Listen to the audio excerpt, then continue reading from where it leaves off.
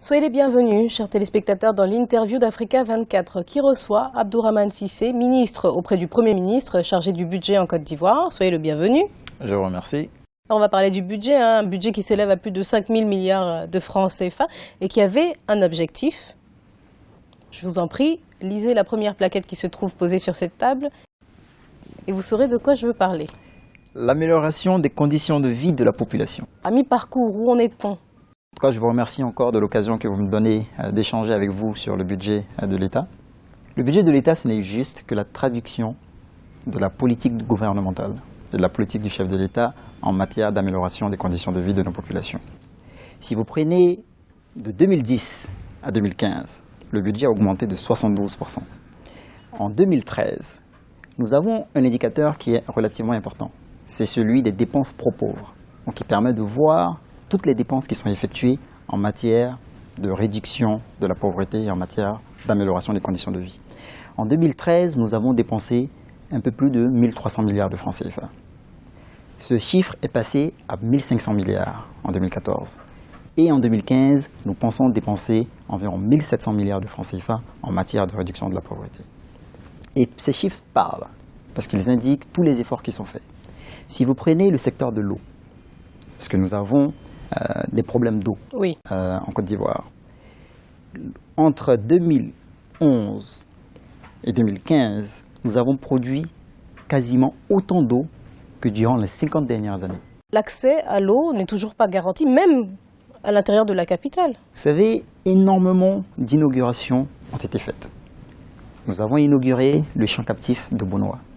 Je peux vous le dire, c'est confirmé, nous avons produit en 4 ans quasiment autant d'eau que durant les 50 dernières années. Qui servent aux populations. Qui servent aux populations, effectivement. Et Bonoa est un champ relativement important qui permettra de couvrir les besoins à Abidjan. Mais nous ne souhaitons pas nous limiter uniquement à Abidjan. Nous souhaitons aller à l'intérieur du pays, de sorte à ce que toute la population ivoirienne puisse effectivement en profiter. Ce n'est pas déjà le cas ? Abidjan, le problème est réglé. Le problème est réglé. Abidjan. Complètement. Nous pensons qu'avec tous les efforts qui ont été faits, le problème est quasiment réglé à Abidjan. Donc tous les Abidjanais ont accès à l'eau. Aujourd'hui, c'est ce que vous nous dites. Le cas. Aujourd'hui, c'est le cas. Bon, on va prendre un autre exemple. La mise en pratique de la couverture maladie universelle. Il me semble que vous vous étiez engagé à ce qu'au premier trimestre de cette année, ce soit le cas, ce soit effectif. En 2015. On a dépassé le deuxième trimestre. Nous avions dit qu'en 2015, la couverture maladie universelle serait mise en place. Premier trimestre 2015, vous ne vous souvenez pas l'avoir dit ? 2015. Bon, même si on dit 2015, pour l'instant, on a 45 000 personnes enrôlées. Enrôlées. Mais vous savez, c'est un processus. Et c'est comme dans tout. Vous faites des prévisions. Et en fonction des prévisions, vous essayez de mettre en place le programme. Lorsque nous avons mis en place la couverture maladie universelle, le but recherché, c'était l'amélioration des conditions de vie. Donc ça rentre toujours dans le thème que vous avez indiqué. S'assurer que la population ivoirienne ait effectivement accès aux soins de base. Ce programme a été mis en place. Et lorsque nous l'avons mis en place, nous avons décidé de commencer par la première phase qui consiste à l'enrôlement des populations. Et l'enrôlement a été effectivement lancé. Le chef de l'État a été le premier à être enrôlé. Je suis moi-même Vous êtes enrôlé. Mais vous avez fait des prévisions. Vous avez fait de mauvaises prévisions ? On ne peut pas dire de mauvaises prévisions. Nous avons fait des prévisions. Pas adaptées aux réalités ivoiriennes ? Oh non, pas du tout. Loin de là. Alors ? Nous avons décidé que ce soit mis en place en 2015. L'année 2015 est loin d'être terminée. On a la moitié de l'année, 45 000 personnes. C'est un début. Alors combien de personnes vous êtes censé enrôler au total ?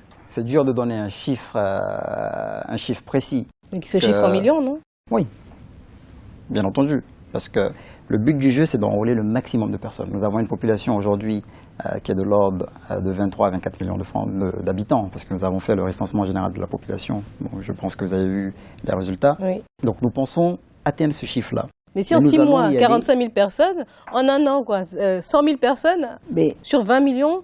C'est une volonté du gouvernement. Il faut bien commencer quelque part. D'accord.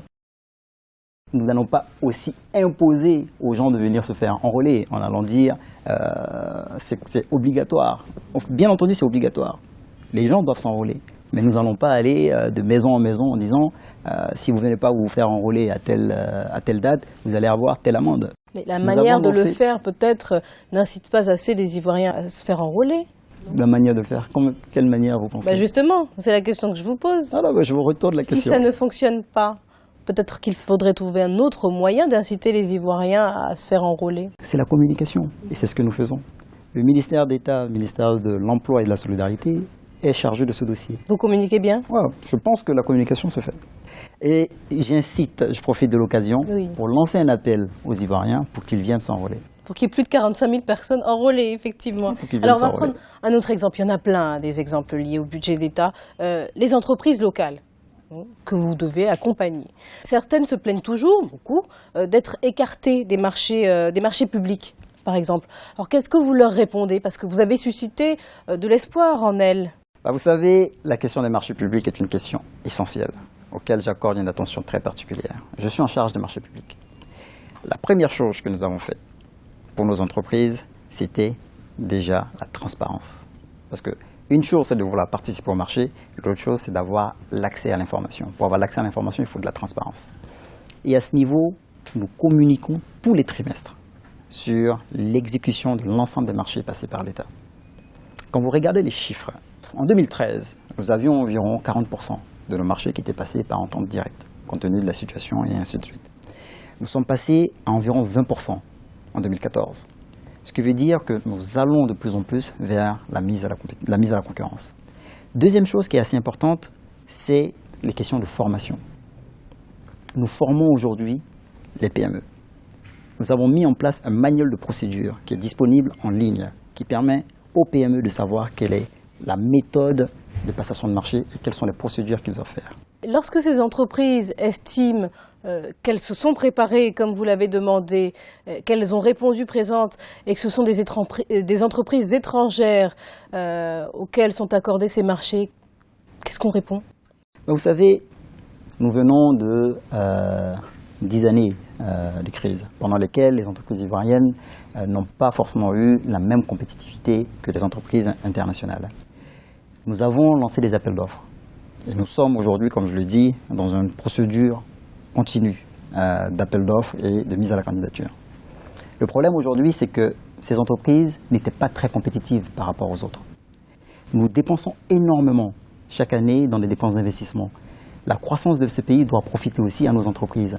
Mais il faut que nos entreprises soient à même de pouvoir réaliser les travaux. Et nous en sommes conscients. Vous dépensez énormément pour convaincre aussi les entreprises, notamment françaises, rencontrer le MEDEF, convaincre de venir investir en Côte d'Ivoire, rassurer. Je reste d'abord sur le point des entreprises ivoiriennes. Oui.